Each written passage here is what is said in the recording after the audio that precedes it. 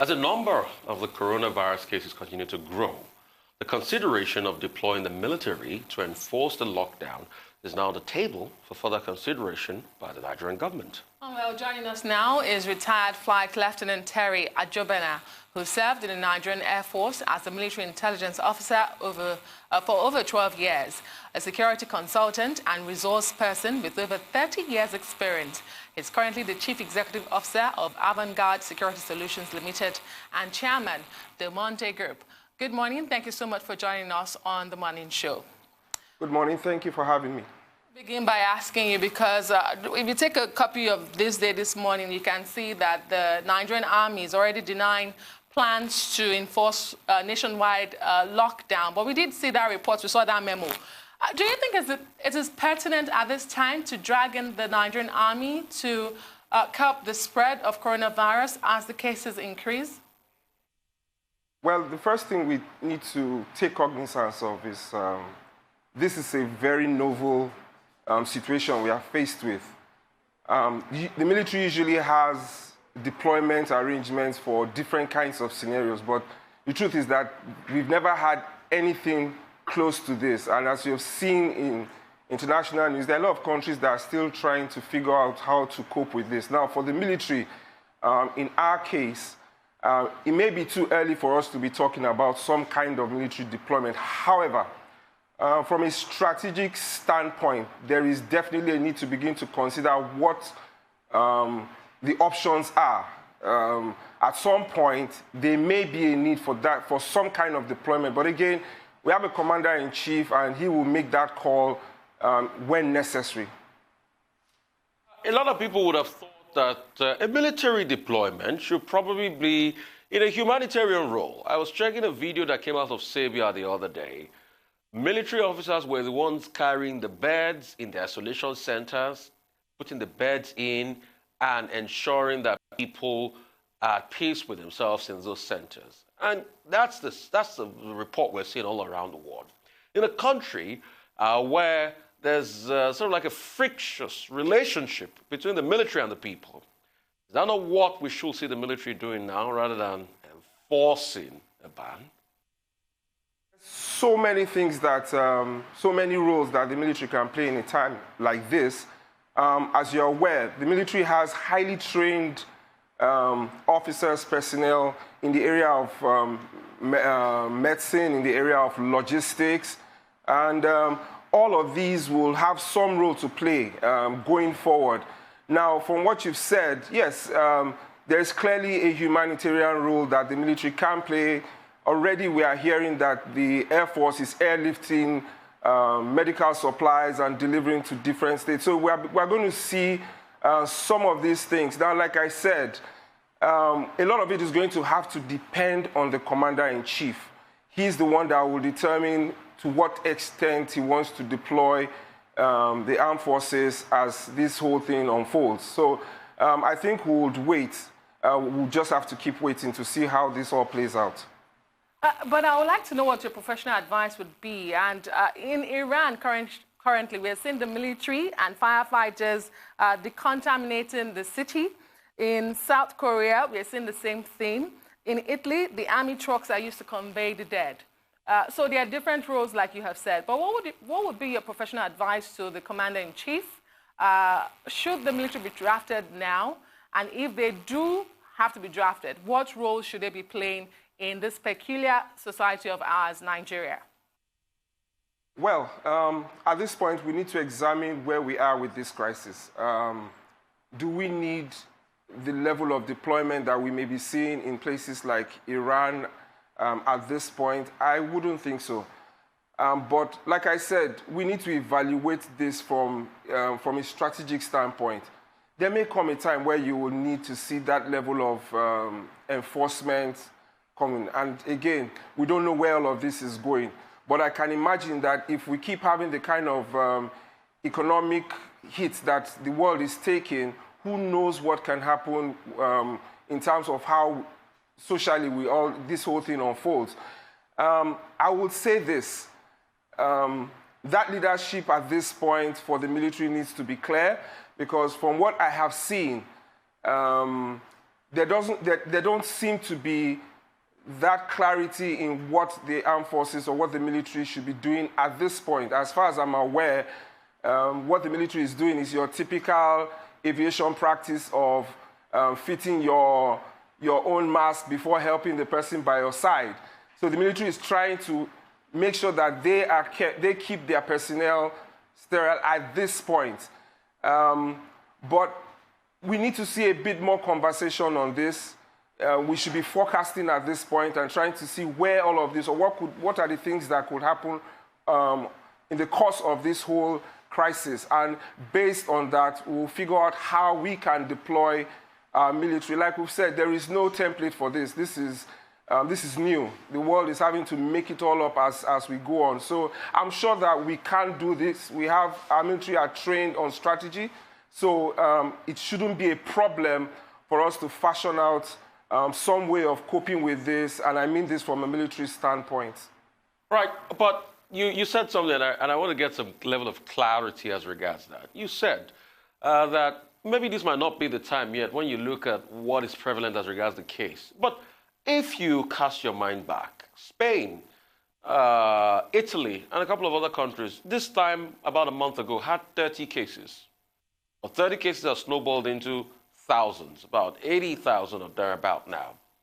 And when you look at it, we've got 65, and it rapidly keeps increasing by the day. Is this not time for the military to step in? And is this not time for the military or the chief of staffs to be drafted into the COVID-19 Presidential Task Force, since they're going to be doing some role as regards this? This is not time, because correct me if I'm wrong, I'm not sure I've seen any chief of staff in that, task force, any member of the military actually. I'm equally not aware that there's any input coming from the military as far as the task force is concerned, but I do know that in Lagos, and I mean, if you've seen the press statements or the press interviews that the Lagos State governor has given, you will see representatives of the armed forces and various law enforcement agencies standing behind him. So I want to believe that at some level, perhaps at the state level, there is that engagement going on. Now, from a federal standpoint, yes, I do agree. There needs to be some kind of engagement on what are the possibilities, because it's not all about just saying the military should be out there. What role are they going to play? You've already mentioned that there's the humanitarian assistance that they can offer, and I think that is maybe happening at some level or the other, as I mentioned about the Air Force. And again, recall that just yesterday, with the updates we're getting from the NCDC, we did have some cases that were confirmed from persons who came via our maritime borders. So at this point, you'll be thinking, okay, the Navy too should have its own role that it will be playing. So I believe there is a role that everybody can play. But let me be clear. It has to be clear. There has to be clarity, and that clarity would have to come from the engagements that the CNC will be having with the hierarchy of the military. I hope that's happening. We're not seeing any information, or we're not getting any information on that on the news or anywhere. But I hope that is happening, because clearly at some point, as this whole thing escalates, all hands will have to be on deck, and I don't think the military will be an exception. Well, let's look at the aspect of isolation, or directive of isolation, especially for those who have come back from high-risk countries or even returned to the country at all, which we now hear is being flouted by many individuals. Currently, 4,370 contacts are still not reached. As regards enforcement of lockdown or isolation, should the military be doing that? And what's your response to those who say this is a displaced priority? The military is already overstretched with the insurgency war Nigeria is fighting in the northeast of the country, and that the police should learn to take responsibility with other sister agencies and leave out the military to sit out this one. What's your take? Is this displaced priority? I think you've already mentioned it. The military, ideally, in any country, is supposed to be that last line of defense. Unfortunately, what we've had in the country is that we've had to deploy the military for almost every crisis. And like you rightly pointed out, that has stretched the military and to some extent made them not as effective as they should be in combating the many situations that we've had to drag them into. Now, in this particular instance, like you rightly mentioned, the military can support, but the military should not be taking the lead in issues like this. You have the Department of State Security, you have the police, you have other agencies that could help with tracking persons who need to go for testing. But, I mean, except we get to that point where the numbers are just so overwhelming and there will be need for support, I would want to advise that let's keep the military that last line and not bring them forward at this point. Like I said, what needs to happen at the very top is there has to be some calibration of this crisis. Once we can see, and based on whatever measurements or parameters that are developed, we'll know how and in what manner to deploy the military. But and again, you've made that point. Let all the statutory agencies do what they are supposed to do at this point, and let's wait and see how this all pans out.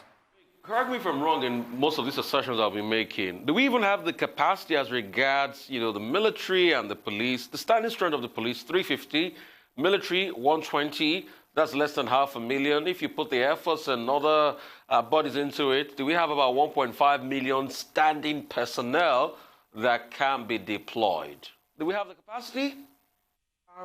Honestly, I can't give you numbers at this point. I do know that we have retired military personnel. I'll speak for the military because that's where I'm coming from, that will be on the reserve at this time. There is a requirement for every serving military personnel that once you've left service, you are in the reserves for a period of time. And the whole essence of having a reserve is that when you have crises that have become too overwhelming for the standing military, you could call on your reserve. So I can't tell you what the numbers would be, but I am kind of certain that it should be within the realms of what we can manage as the military. My only concern, though, is, remember, we are still deployed at the northeast, and that situation is not, it's not like it's abating as a result of this crisis. Recall that sometime recently, we heard of the attack that the military or the army suffered in the northeast. So we would have to again. Okay, Terry, we'll quickly go for a break. We'll come back. We'll talk to you after this quick commercial break. Stay with us.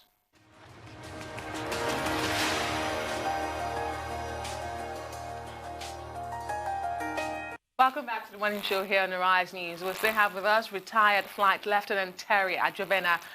Thank you so much for staying with us. Looking at COVID-19, how we are flattening this curve, and the role of security agencies in all of this. We've talked so much about the Nigerian military and the army. I want to bring it to other sister security agencies, because in a state like Lagos, the police seems to be leading the charge, even though Governor Sanwo-Olu says we will not hesitate to use all security agencies and force if that if the situation necessitates that. At the federal level, we also saw the Minister of Information and Culture, Lai Mohammed, say, tougher measures may need to be taken for us to, get things right at this time. Well, we have a peculiar situation, like I keep saying. There's a distrust between the security agencies and the people. For instance, the SARS-NSARS campaign, the brutality of the police, needless killings by these security agencies. How do you foresee this situation where people are flouting directives to flatten the curve like we need to do, and then we bring in the security agencies? What do you think will play out here? And what is that professional advice you'll be giving to these security agencies, especially the Nigerian police, where the Nigerian people have a problem with? Well, we've not resolved the distrust you're talking about in the last how many years of this country's existence. So I'm not sure how we are going to be able to resolve that now. However, they do have a statutory role to play. Now, the police force is supposed to be the closest law enforcement agency to the populace. And Ideally, what should happen is that a friendship, we always talk about the police being your friend, that kind of relationship needs to be in place for them to effectively do what they are supposed to do. I always advise my friends in the police that you need to try and ensure that that phrase that we always throw about the police being your friend stays true. Because the truth about it is, at some point, yes, and you can almost envisage it. We've seen scenarios like this play out in movies. So it gives you a sense of what you can expect, even if we've not had to deal with something of this magnitude before. It's clear that the police would need to be out there because, don't forget, they will still have to deal with the common day-to-day issues, routine issues that we would have as a society. So petty crimes, thefts, murder, all those things are still going on as we speak. So it's just another layer of responsibility that is now going to be added to them. I would always advise that they have to do what they need to do. The populace need to cooperate with them regardless of how we feel about the police force. They are our friends. And we have to do our own part in trying to ensure that that relationship helps comes through, especially in this time of crisis. When we're talking about outreach, all we've been talking about in conversation today has been outreach. How can the military reach out to the people? How can they be with the people and help through this process? Let's talk about in-reach. The military, and most people in, the paramilitary, they stay in barracks. And these are very close-knitted places. How are they observing social distancing? Because for them to be able to come out and outreach to the people, they need to be safe themselves. How are they observing social distancing? Are they taking all the precautions needed at this point in time? Because when they start to come out and do these humanitarian services, they may be exposed to the virus, and it's so easy to spread in barracks when we look at the state of our barracks. Okay, interestingly, I was just having a conversation with someone before I came to the studio, and he was telling me about what was one of my former colleagues who is still there. And he was telling me about some of the advisories that have been sent out to within the various services. Like I said, what we're doing, or what the military is doing at this point, is making sure that they secure their own lines. I'm aware right now that civilians are not allowed in some of our military establishments already. If you are going to have to go in, you have to undergo these same protocols that we all have to undergo these days to get access into the various spaces we have to be in. So things like using these hand sanitizers, washing your hands, and I'm aware that there are already posters creating that kind of awareness in the military establishments. Now, I'm aware that all this is ongoing, and again, it's that same thing. If the military is going to be called out at any point, they need to have the well-being to do so. And for them to do that, of course, they have to observe all these protocols that are being recommended at this time. So, yes, that is happening, and I'm sure it will continue to happen. We have a lot of military hospitals all over the country. We have a lot of military doctors. And most of those military hospitals sit on a big expanse of land.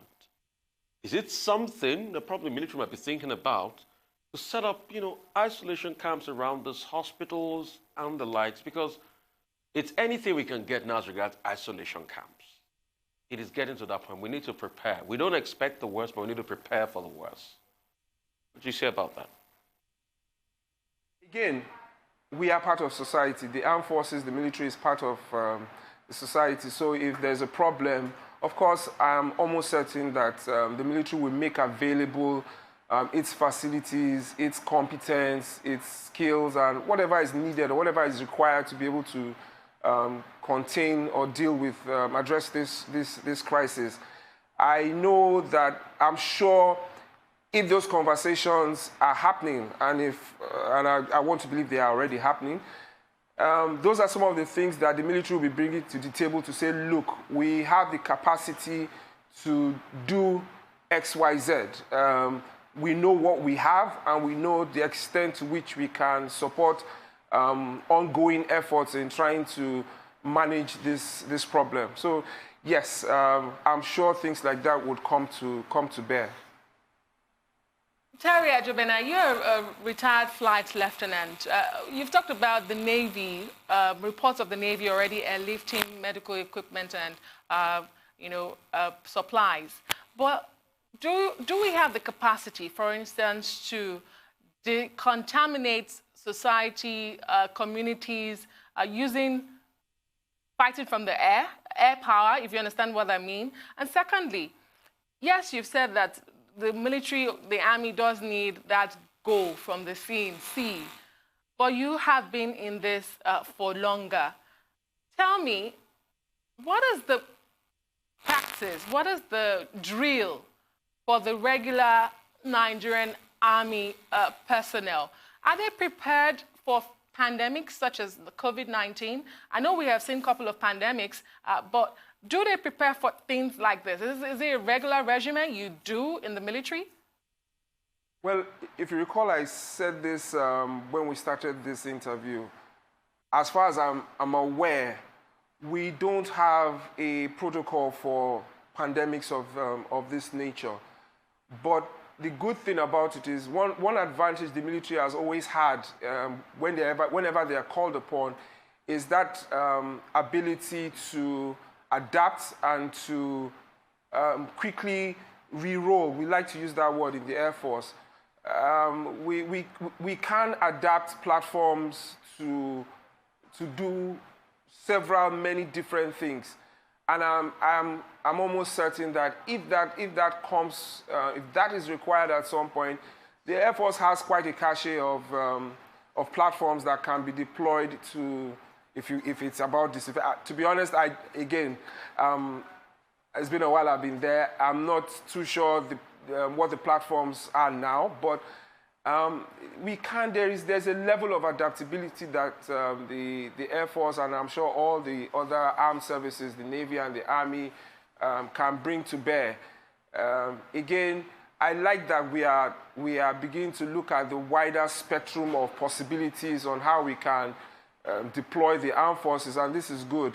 But like I said, we're all affected, and who best to come up with solutions than those who are we're in this together. So I'm sure the solutions will come as may be required. But again, let's not, let me try and balance that, and let's not over-expect. I'm sure the military will do all that it can.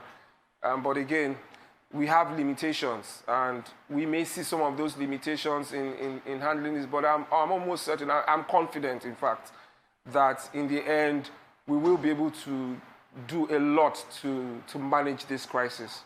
Real quickly, as we wrap things all up, I know the Nigerian military has a pharmaceutical wing where they produce, drugs and the likes. And for that to be in effect, they definitely have a lab, at which they carry out some of the research based on the medical wing and the medical angle. Correct me if I'm wrong on this. Is there any partnership with the CDC and this sort of like pharmaceutical wing of the military, production of drugs and the likes and things like that? Are they in sync? At this point, I'm not aware. Yes, you're right. The various services have their own pharmaceutical production units. I'm not aware there's been any contact between either parties, so let me not say. But like I said, again, there is a foundation, or there is a basis for which the military can render a wide variety or spectrum of assistance to all those who are involved in trying to manage this crisis, like the NCDC that you've mentioned. So if that is needed, of course, there is some existing infrastructure to be able to make that happen. Right. I think, Terry, would like to say a very big thank you to you, and we'll keep looking at more advisory as this goes on and ensure that everybody is safe. And thank you, too, for your time and for sharing this great insight with us. We'd like to say a big thank you.